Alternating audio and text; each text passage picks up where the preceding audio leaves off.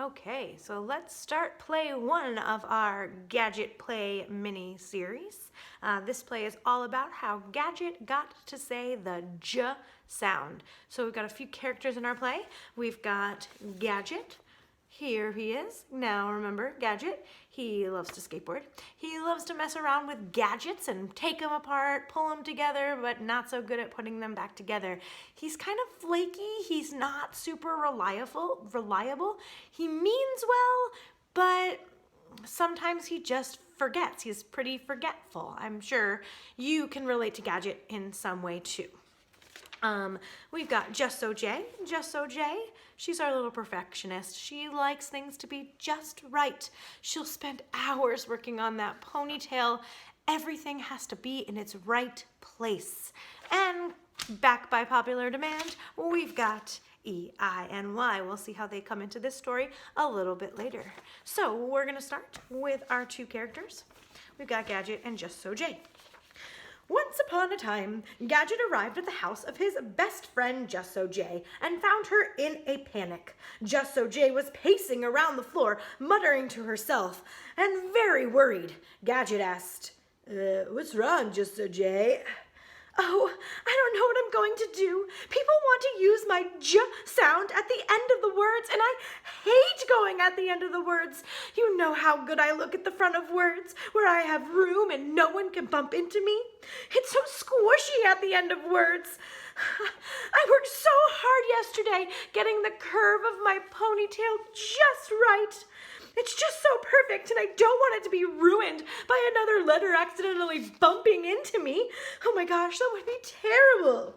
You see, Just So Jay is a perfectionist. She wants everything to be exactly the way it should be. Perfect. "Relax. The end of the words isn't so bad. You don't have to be on time. You don't have to start. I like the end of the words." Well, I know you like it, but I really hate it. Oh no. Oh gosh, I just thought of something. What if they need me to babysit? I don't know how to take care of baby short vowels. They're so messy and gross. Ugh, I cringe just thinking about babies. Wait a minute. I have an idea, Gadget. Wait, you! What if you took my place at the end of words? You can make the just sound. Just say the letter of your name. Just say the letter. Well, what's Gadget's letter?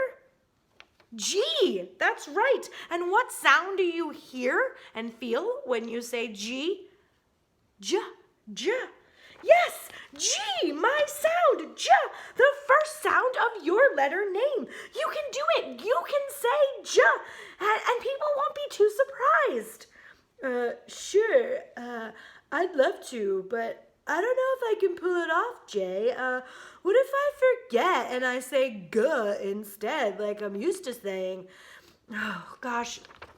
You're probably right. You won't mean to, but you'll probably forget. What are we gonna do? What are we gonna do? Wait a second. I know some helpful vowels. They're super helpful. They helped Clarence when he wanted to say the S sound. I bet they'd help us. Let's call them. Well, who are they gonna call? No, not Ghostbusters. It's E, I, and Y. So, Gadget went to visit his friends E, I, and Y at their house. Come in! Hey E, I, and Y, so I've got like a favor to ask you. Just So Jay really does not want to go at the end of the words because you know how she's afraid of her ponytail getting messed up. She thinks that I should go at the end of the word because I can make the J sound like my letter G.